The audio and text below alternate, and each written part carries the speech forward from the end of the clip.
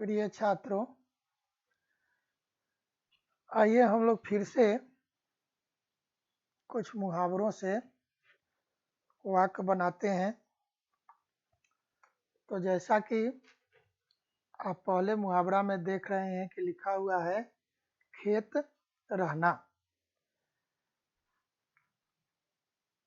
तो यहाँ खेत रहना का मतलब लिखा हुआ है शहीद होना।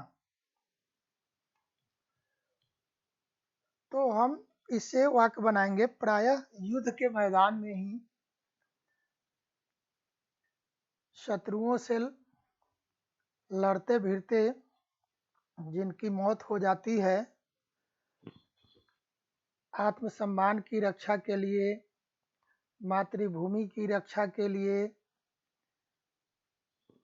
जिनकी मौत हो जाती है उन्हें शहीद कहा जाता है। तो यह प्रायः युद्ध क्षेत्र में ही होता है। तो हम लिखेंगे कारगिल के युद्ध में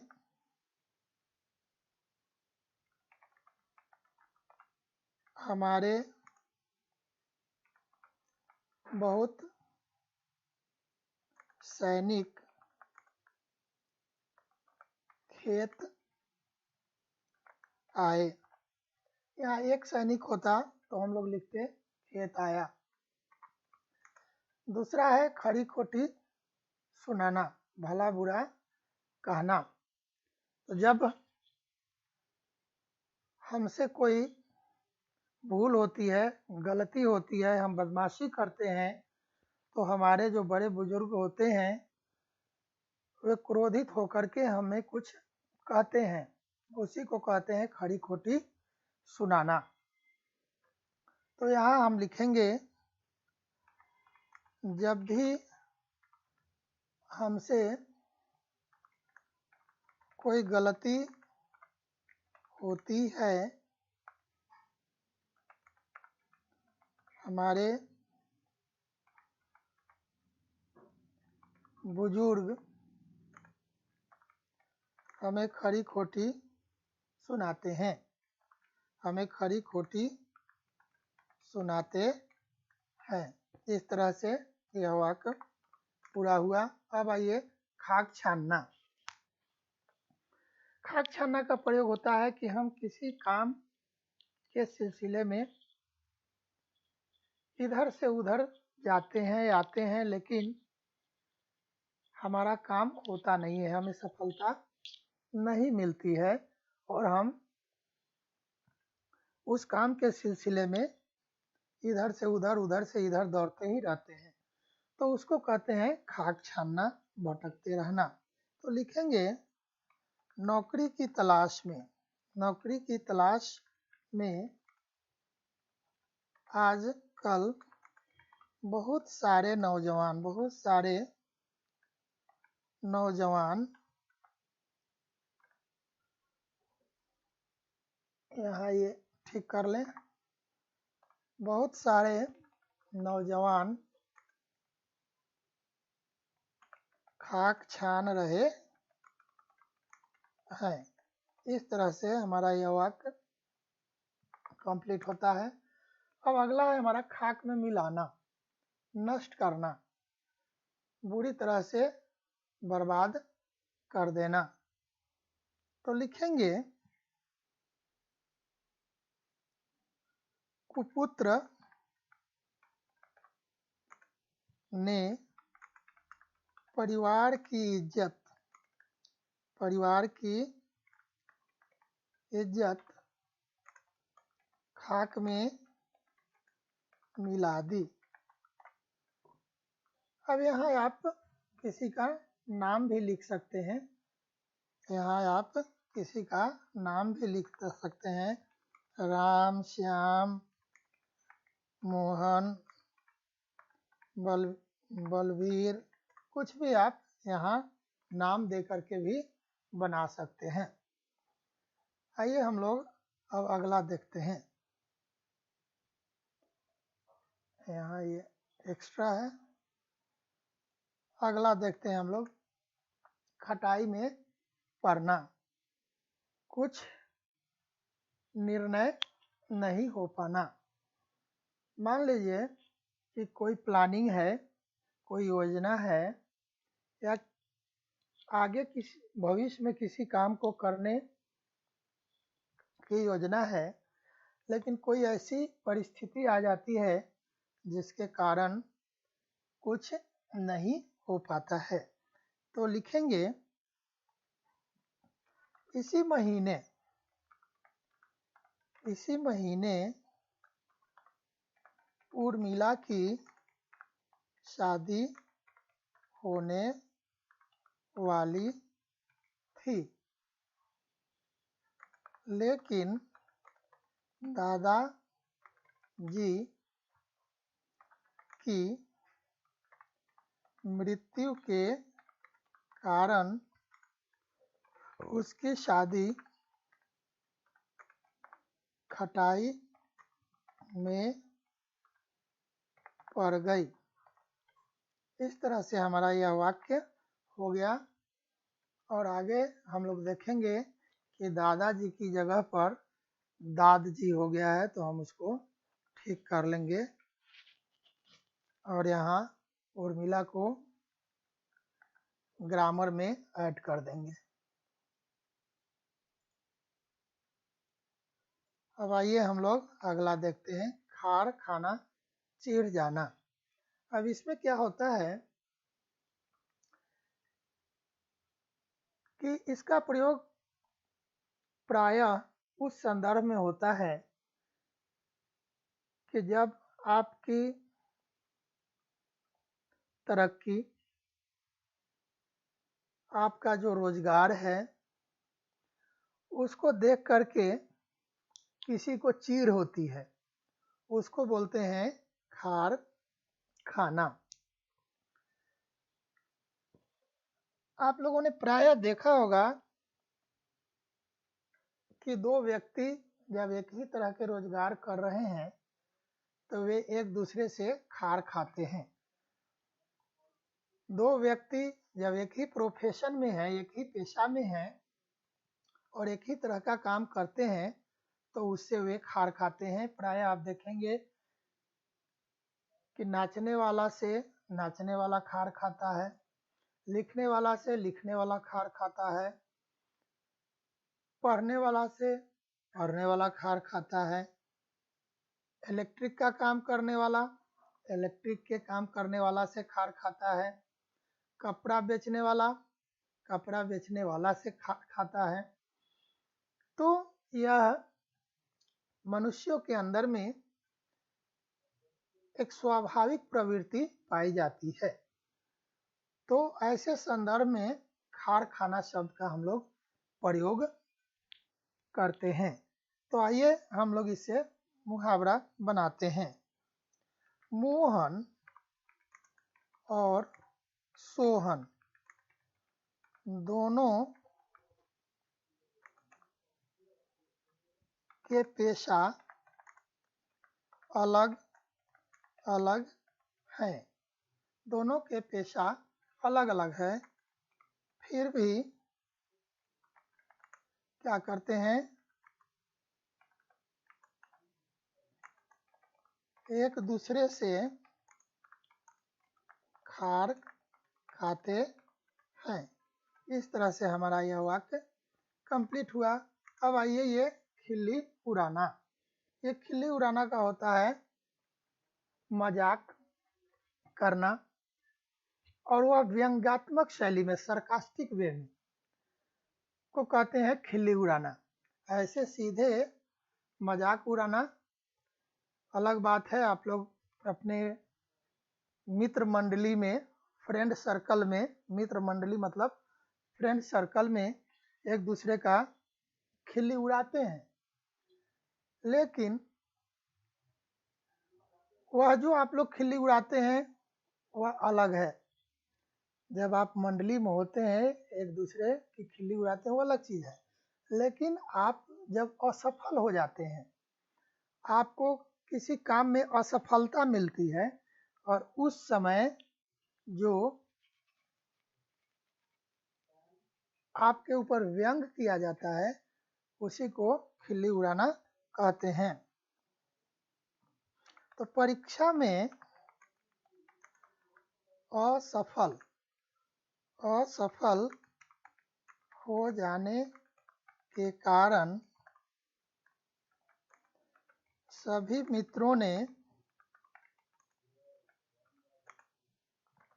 राम की खिल्ली उड़ाई। इसी सेंस में लिया जाता है। आप कोई बिजनेस करते हैं, उसमें जब आप फ्लॉप हो जाते हैं, असफलता मिल जाती है, तो फिर जो दूसरे होंगे वे आपकी खिल्ली उड़ाएंगे। खून सवार होना, मरने मारने को तैयार होना। लिखेंगे आजकल राम के सिर पर खून सवार है। पता नहीं, कभी कभी आदमी का स्वभाव ऐसा हो जाता है कि वह हमेशा मरने मारने के लिए तैयार रहता है, तो उसको बोलते हैं खून सवार होना। आइए हम लोग एक चीज भूल गए हैं, वो कर लेते हैं। ये जिस मुहावरा से वाक्य बनाए हैं उसको अंडरलाइन करना भूल गए हैं, तो हम उसको अंडरलाइन कर लेते हैं।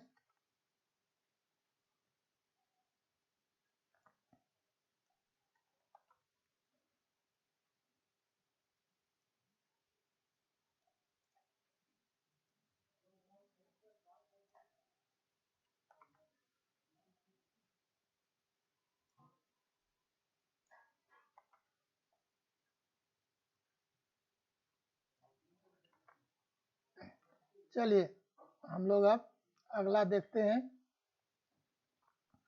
अगला है हमारा खून के घूंट पीना, अपमान सहना और सह करके कुछ न बोलना, इसको बोलते हैं खून का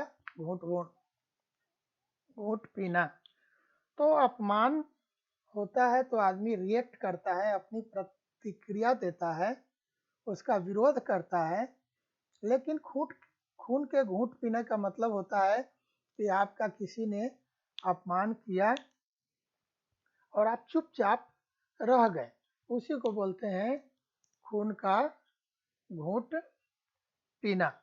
तो आइए इससे हम लोग वाक्य बनाते हैं। छोटा सा वाक्य बना दीजिए। राम खून का घूंट पीकर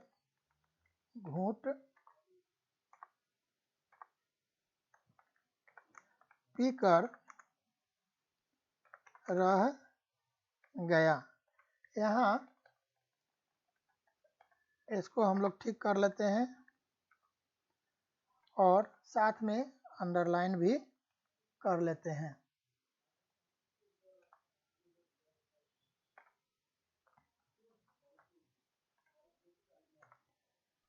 आगे आइए अब हम लोग देखते हैं।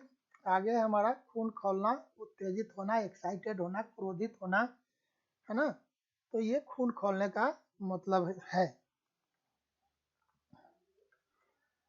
लिखेंगे राम का छोटा सा वाक्य बना रहा हूं। व्यवहार देखकर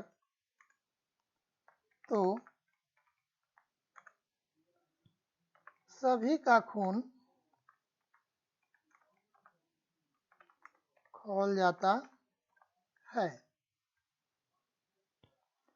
तो यहाँ हम इसको अंडरलाइन भी कर लेते हैं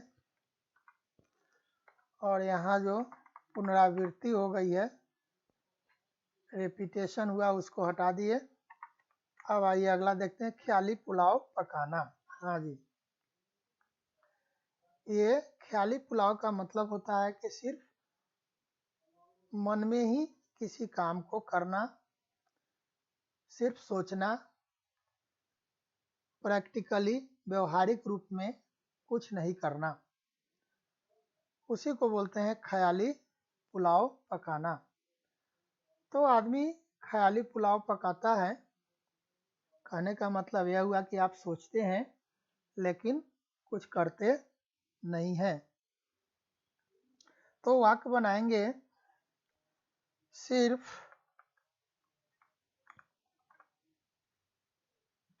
ख्याली पुलाव ही पकाओगे या कुछ करोगे भी?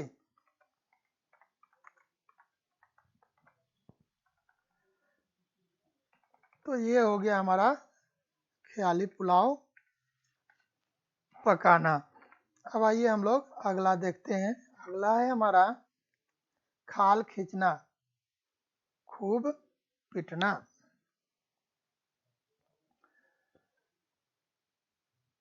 जब हम किसी पर ज़्यादा क्रोधित होते हैं तो कहते हैं कि मैं तुम्हारी खाल खींच लूँगा। तो वाक्य बनाएंगे अब यदि तूने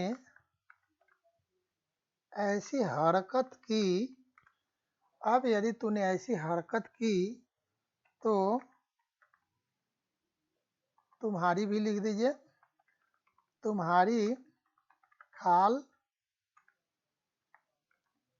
खींच लूँगा, गर्ल्स विल राइट लूँगी। और इस तरह से यह वाक्य कंप्लीट होता है।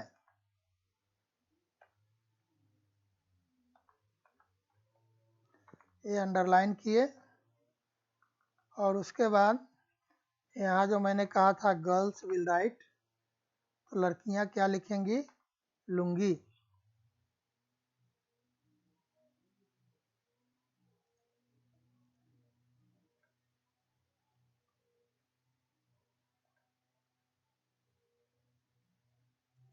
यहाँ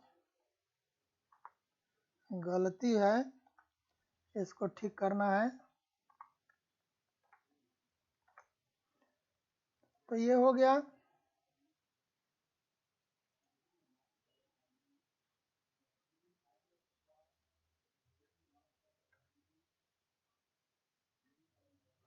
मुझे अभी भी एक गलत लग रहा है, यही ठीक होगा।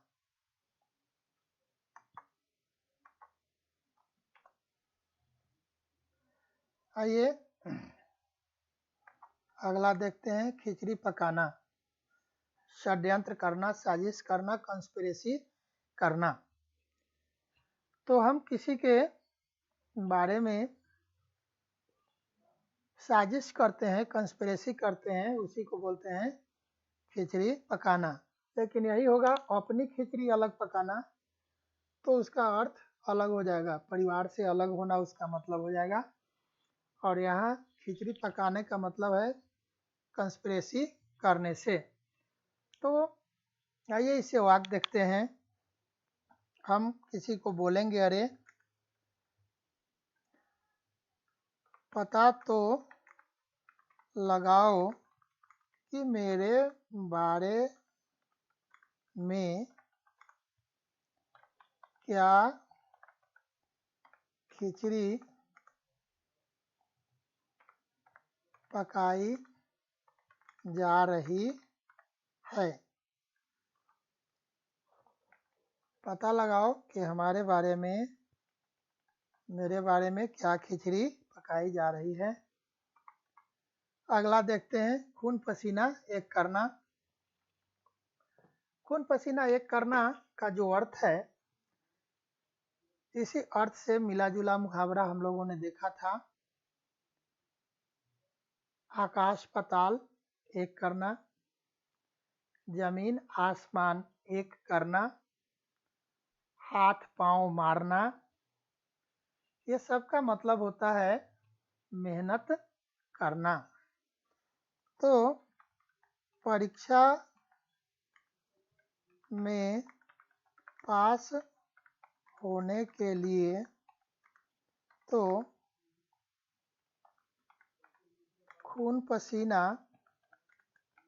एक करना ही पड़ता है। इस तरह से हमारा यह वाक्य हो गया। और आइए इसको अंडरलाइन करते हैं, खून पसीना एक करना को और अगले मुहावरे की तरफ बढ़ जाते हैं। खून सफ़ेद होना, दया न रहना। कहने का मतलब कि स्वाभाविक रूप से, प्राकृतिक रूप से खून लाल होता है, लेकिन किसी का खून सफ़ेद हो गया। कहने का मतलब कि जो प्राकृतिक गुण व्यक्ति के अंदर में होना चाहिए वह गुण नहीं रह गया। तो व्यक्ति के अंदर में प्राकृतिक गुण जो है वह दया, लोभ, क्रोध, मोह, वासना, ये सब प्राकृतिक रूप से ये सारी चीजें पाई जाती हैं, सारी बातें पाई जाती हैं। और खून का लाल होना भी प्राकृतिक रूप से ही पाया जाता है। लेकिन यहाँ कह रहा है कि खून सफ़ेद हो जाना, मतलब जिस व्यक्ति का खून सफ़ेद हो गया उस व्यक्ति के अंदर में जो मानवीय गुण है उन मानवीय गुणों का अभाव है। इसलिए यहाँ इसका अर्थ दिया है दया न रह जाना। तो लिख देंगे रामलाल का खून सफ़ेद हो गया है, इसीलिए किसी के प्रति उसके मन में सहानुभूति नहीं है। इस तरह से हमारा वाक्य हो गया। और हमारा 15 का टारगेट भी पूरा हो गया। तो इस तरह से यह समाप्त होता है और मैं आशा करता हूँ कि आप लोग इसे ध्यानपूर्वक सुनेंगे और समझने की कोशिश करेंगे। और जब आप इसे समझ जाएंगे तो आप अपना वाक्य आराम से बनाइए, किसी दूसरे के बनाए हुए वाक्य पर निर्भर न रहिए, क्योंकि हर आदमी के मन में अलग अलग तरह की भावनाएं उठती है। मुहावरा को देखकर, पढ़कर, उसके अर्थ को समझकर आपके मन में जैसी भावना उठती है, जिस तरह का वाक्य क्रिएट होता है, बनता है, वही वाक्य आप लिखिएगा। तो फिलहाल मैं इसको यहीं समाप्त करता हूँ। धन्यवाद।